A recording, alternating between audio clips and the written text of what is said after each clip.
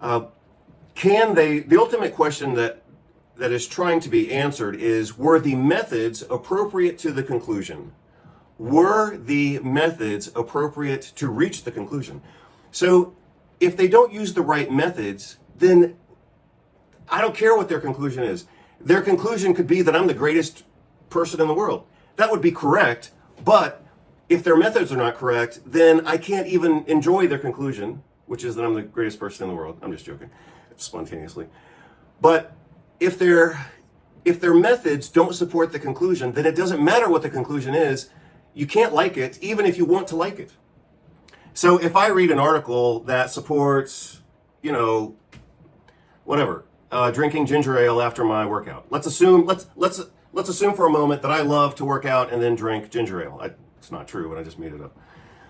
If I read an article that says drinking ginger ale after working out is the best thing you could possibly do for your body, I might instinctively want to accept that conclusion because it aligns with the way that I live and the way that I do, assuming that that's what I do. But if I read the methods of a study that concluded that, and their methods are bogus, then I can't even enjoy the conclusion that I want to enjoy, because I, as a analyst, so to speak, of research, would know that the methods were bogus, and therefore they don't even have the right to have that conclusion. I have come here to chew bubblegum and kick ass. And I'm all out of bubblegum. What's going on, everybody? Dr. Vasquez here, coming to you live and very spontaneously right now. So I'm going to review an article with you that I've only barely looked at. I just downloaded it this morning. And I'm going to show you how I look at research.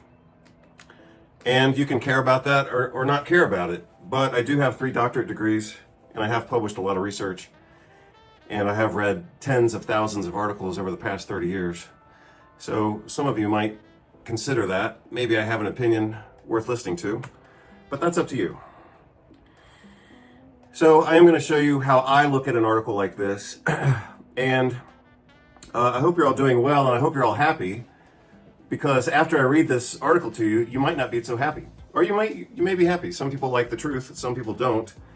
But this is going to be a little bit shocking for some of you. So let's look at this article, which I have in front of me. And like I said, I just downloaded it this morning. I looked at it. I made an opinion on it. And I agree with my own opinion. How about that?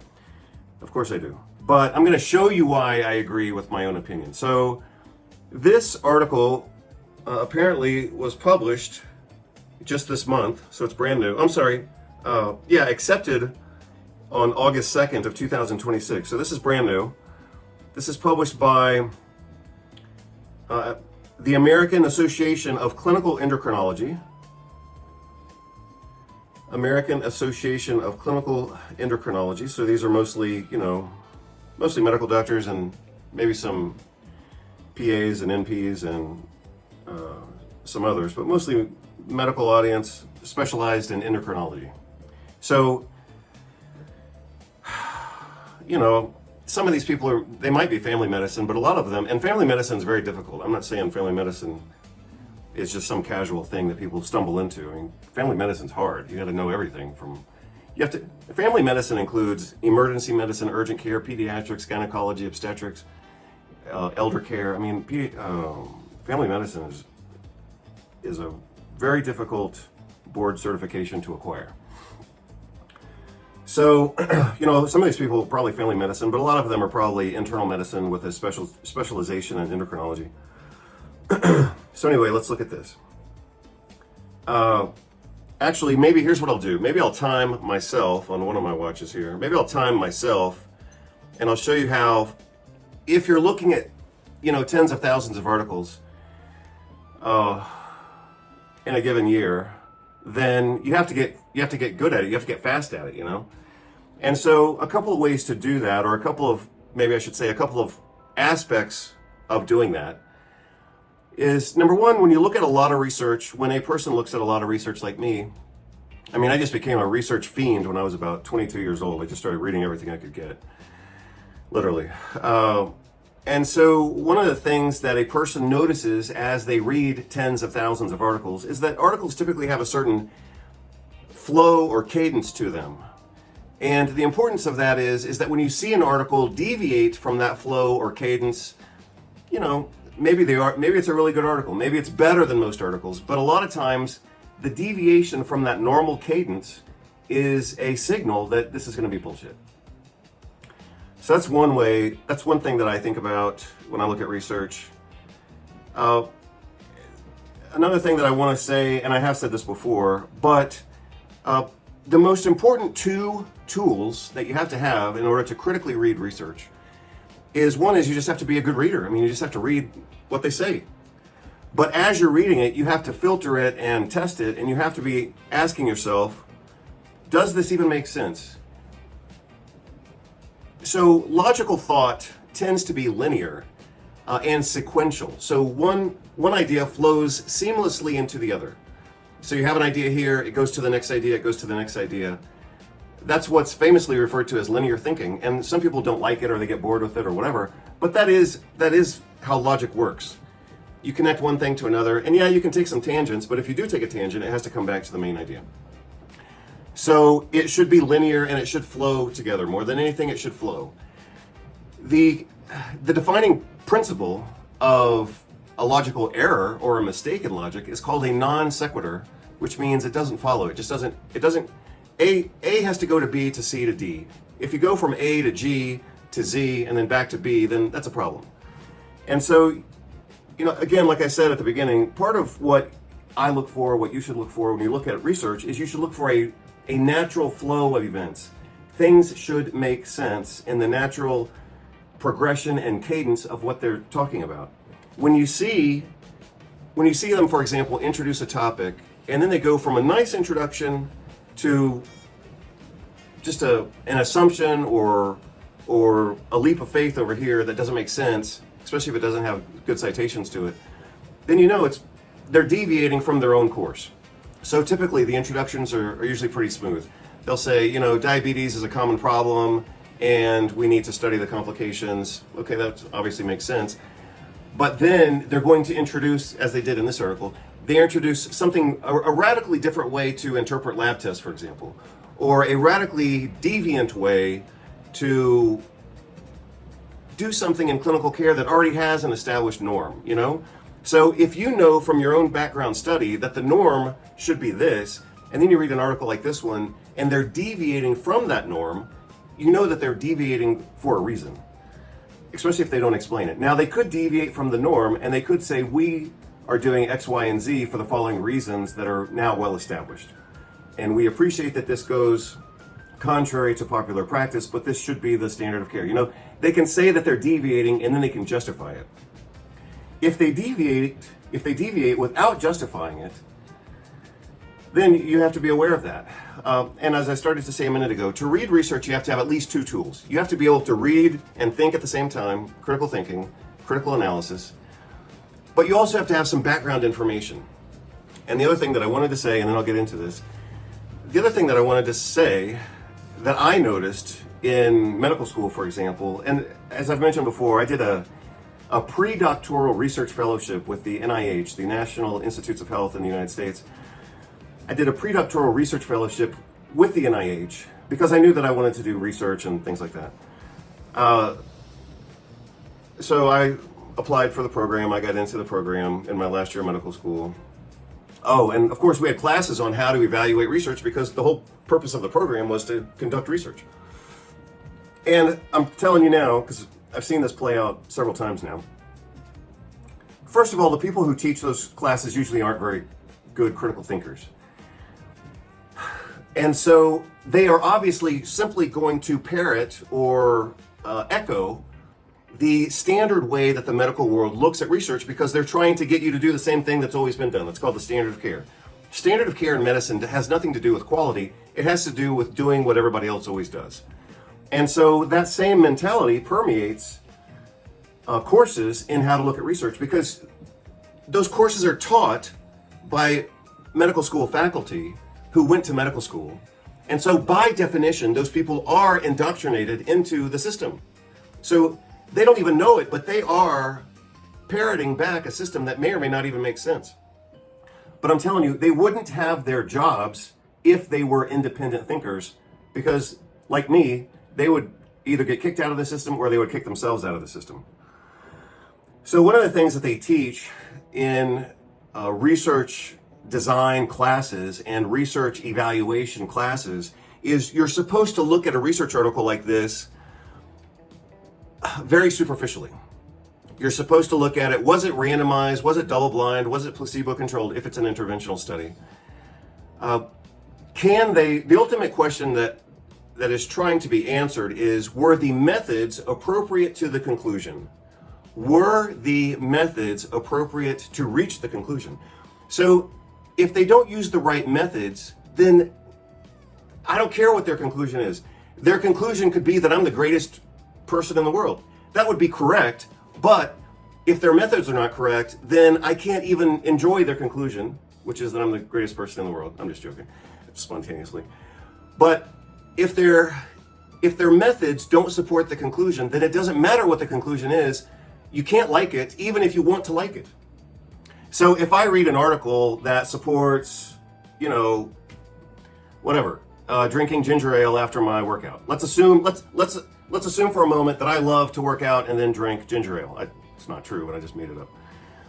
If I read an article that says drinking ginger ale after working out is the best thing you could possibly do for your body, I might instinctively want to accept that conclusion because it aligns with the way that I live and the way that I do, assuming that that's what I do. But if I read the methods of a study that concluded that, and their methods are bogus, then I can't even enjoy the conclusion that I want to enjoy, because I, as a analyst, so to speak, of research, would know that the methods were bogus, and therefore they don't even have the right to have that conclusion. So hopefully you get all that. So let's take a look at this. So I'm going to look at this. Let's just see how long it takes me to find and explain to you why I think this is bullshit, or at least suspicious. So I think this is bullshit. If I didn't think it was total bullshit, then I would at least think it's suspicious, and I'm going to show you why in just a moment. And when I show you why, you're going to freak out. You are going to freak out when I show you what's going on here. Or maybe not. Maybe you're all cynical by now because of the COVID pandemic, and maybe now your eyes have been opened to how corrupt the world is and how bogus all this philanthropy, medical, public health bullshit is. So maybe you're all aware of that now. And so maybe now nothing can surprise you. Maybe that's the case, I don't know. But if you're, happy-go-lucky person, then this is going to surprise you, because it's not going to be good. So this is all just stuff, like I said, I just looked it up this morning. I didn't really know who the American Association of Clinical Endocrinology was, so I looked up their website. I just went to their website, and they have corporate partners. Well, who do you think their corporate partners are? It's all drug companies. So do drug companies want to solve the problem of diabetes and its complications? Hell no, they don't want to solve anything. That's where they make their money. So the fact that this organization is funded by drug companies who, by definition, don't want a solution to these problems, well, that's a red flag. In this case in particular, so the title of this article is Metformin and B12 Deficiency, a Prevalence Study. So here's what you need to know in case you don't understand what's going on here. Metformin is considered the first-line treatment for type 2 diabetes. A person comes into their office, they've got whatever, usually obese, metabolically obese, if not physically obese, and the doctor says, you've got diabetes. Typically, the first drug on the first day is going to be metformin. The problem with metformin, other than the fact that it obviously doesn't solve any problems, the problem with metformin is that it causes malabsorption of vitamin B12. And when people are B12 deficient, they have increased risk for fatigue, depression, anemia, and peripheral neuropathy and dementia. So what this study is trying to look at is what is the prevalence of B12 deficiency in people at risk for B12 deficiency because they're taking the drug metformin. The most obvious complication of a metformin-induced B12 deficiency is a peripheral neuropathy, which means numbness and tingling in the hands and feet. It's very painful, but it can be reversed very easily with B12 supplementation. Do these medical organizations funded by drug companies, do these medical organizations funded by drug companies, do they want to sell drugs to everyone on the planet. Yes, they do. That's how they make their money. Do they want to sell drugs for a chronic pain problem? Hell yes, they do. That actually is a bigger market than diabetes itself. So these people are on metformin because of their diabetes. But diabetes is famously a silent disease. Nobody goes to their doctor because they have a blood sugar of 150 or 200. They don't know. So because diabetes is a silent disease, the more aggressive drug market is actually the pain, because people know if they have pain. If somebody has pain and numbness and tingling in their hands and feet, they're going to know about it and they'll go to the doctor. And maybe that's their presentation of diabetes. But it's a big drug market. And the drugs don't work and the drugs suck. And a lot of times people have to be on multiple drugs when they have peripheral neuropathy because the drugs don't work very well. So, in other words, like I said, hopefully you got it by now, diabetes is a huge market because 40% of people in the Western world are obese or overweight or diabetic.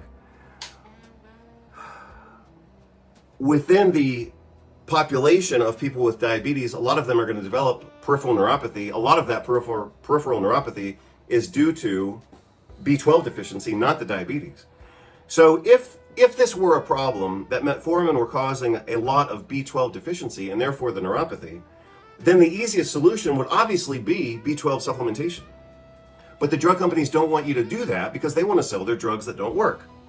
All right, hopefully you got it by now. Time to move on.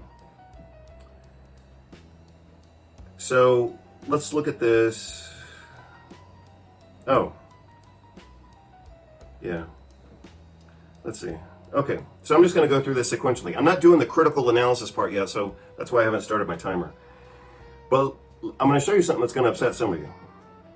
Or maybe you can't be upset anymore because you're already cynical because you just saw the past 6 years since the COVID pandemic of governments and drug companies and the media and everything related to public health trying to destroy humanity. So maybe by now you're over it.